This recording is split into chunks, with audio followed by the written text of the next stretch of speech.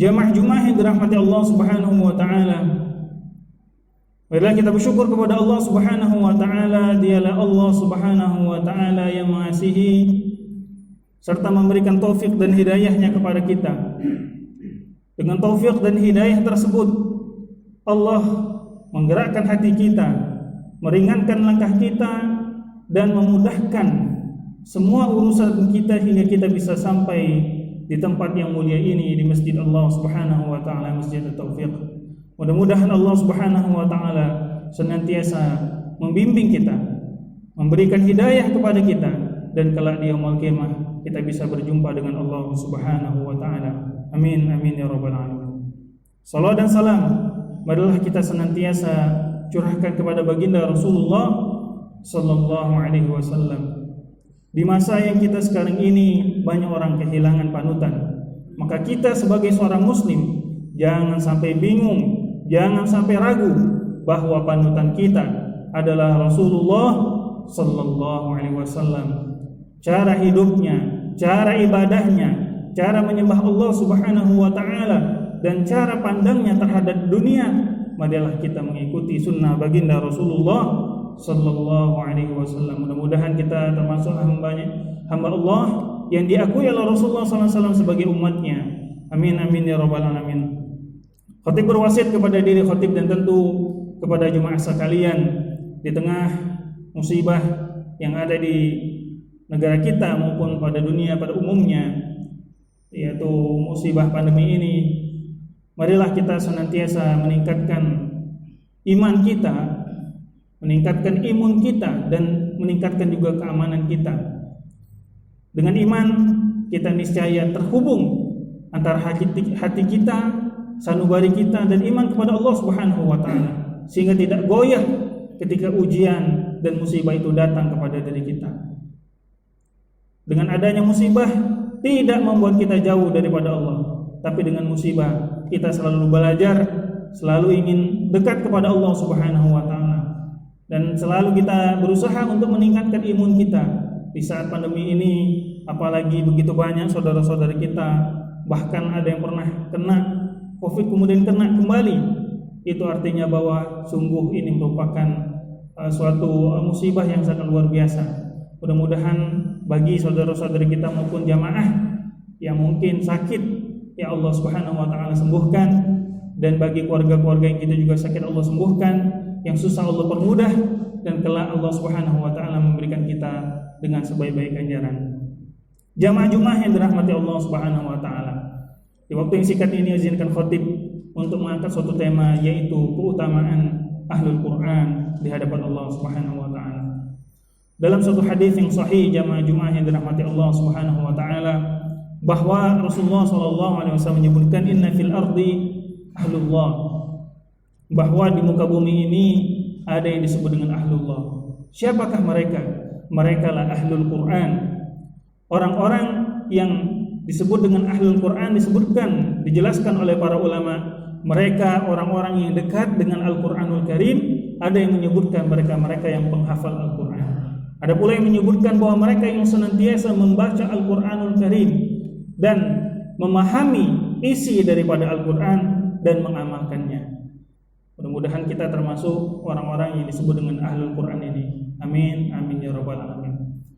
Apa keistimewaannya jamaah Jumat yang dirahmati Allah? Yang pertama adalah bahwa Allah Subhanahu wa taala menganggap atau meninggikan keutamaan yang sangat luar biasa diberikan kepada Ahlul Quran. Disebut dengan Ahlullah, ya. Artinya orang-orang yang dekat dengan Allah Subhanahu wa taala, wa khassatuhu, orang-orang yang istimewa. Jamaah Jumat yang dirahmati Allah Subhanahu wa taala, untuk menjadi istimewa di hadapan Allah Subhanahu wa taala, tiada lain bekalnya adalah Al-Qur'an. Maka warnai isi kehidupan kita dengan Al-Qur'an. Kalaulah di sisa umur kita masih belum bisa membaca Al-Qur'an, maka kita datangi guru-guru kita, baik dengan offline maupun online. Jika kita belum sempat hari ini membaca Quran, maka sehabis sholat ini, sehabis daripada sholat Jumat ini, kita buka kembali Al-Quran, mentadaburinya, mengamalkannya, dan mudah-mudahan kita termasuk orang-orang yang diangkat derajatnya oleh Allah Subhanahu wa taala.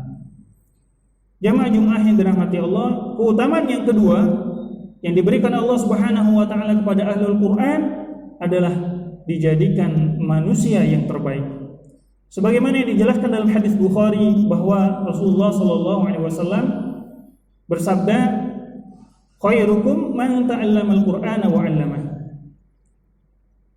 Rawahul Bukhari wa Muslim. Sebaik-baik kalian adalah orang yang belajar Al-Qur'an dan mengajarkannya. Jamaah Jumat yang dirahmati Allah Subhanahu wa taala. Apalagi di tengah pandemi ini, mungkin di antara kita banyak waktu yang sangat luang, waktu kosong, maka isilah dengan Al-Qur'anul Karim.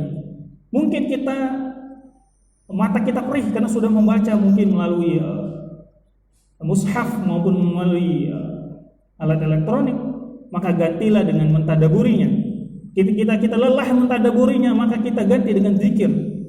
Kita lelah untuk berzikir, maka membaca hal-hal yang tentang Al-Qur'anul Karim, maka itu menurut para ulama bagian dari mentadaburi dan mengamalkan Al-Quran. Jamaah Jumat yang dirahmati Allah Subhanahu wa taala, di sisi Allah Subhanahu wa taala ada manusia-manusia yang terbaik. Meski mereka itu tidak terkenal, tidak menjadi orang-orang yang dikenal banyak orang, tetapi di sisi Allah Subhanahu wa taala mereka orang-orang yang senantiasa namanya disebut oleh Allah Subhanahu wa taala. Kemudian yang ketiga, setidaknya yang bisa kita sebutkan dalam kesempatan ini, yaitu akan mendapatkan rahmat Allah Subhanahu wa taala dan akan mendapatkan kasih sayang Allah, mendapatkan lagi yaitu keutamaan di sisi Allah Subhanahu wa taala. Dalam hadis yang sahih pula diriwayatkan oleh Imam Tirmidzi dan Imam Ahmad, Rasulullah sallallahu alaihi wasallam bersabda, "Majtama'a qaumun fi baitin min buyutillah illa nazalat bihimus sakinah wa ghasyiyatuhumur rahmah wa haffathumul malaikah wa dzakarahumullahu fi ma'indah." Yang artinya, siapapun yang berkumpul di rumah Allah Subhanahu wa taala, kemudian membaca Al-Qur'an dan bertadarus mengkaji Al-Qur'anul Karim, maka dia akan mendapatkan 4 hal yang sangat penting. Yang pertama adalah nazalat bihimus sakinah. Mereka akan mendapatkan yaitu illa nazalat bihimus sakinah, akan mendapatkan ketenangan oleh Allah Subhanahu wa taala. Was-sakinatu mahalluha fil qalb. Dan ketenangan itu tiada lain tempatnya adalah di hati. La fil mal, wala fil jah, wala fid dunya. Dan ketenangan tidak kita dapatkan dalam harta, dalam ketenaran, dalam dunia, melainkan ketenangan itu kita dapatkan di hati kita. Dan tidak ada yang bisa mendapatkan hati yang tenang kecuali taqwallah Subhanahu wa taala. Dalam hadis juga disebutkan bahwa al-khair, kebaikan itu akan melahirkan ketenangan. Jamaah Jumat yang dirahmati Allah, ketika hati kita gelisah karena musibah yang ada, maka datangnya Al-Quran. Seorang ulama, seorang syekh besar, almarhum, yang kemarin kita merasa kehilangan beliau, yaitu Syekh Muhammad Saleh Ali Jabir, almarhum rahimahullah ta'ala rahmatan wasi'ah. Mari kita doakan mudah-mudahan beliau mendapatkan ampunan di sisi Allah, diterima seluruh amal ibadahnya, dan ditempatkan di sisinya yang mulia. Amin ya rabbal alamin.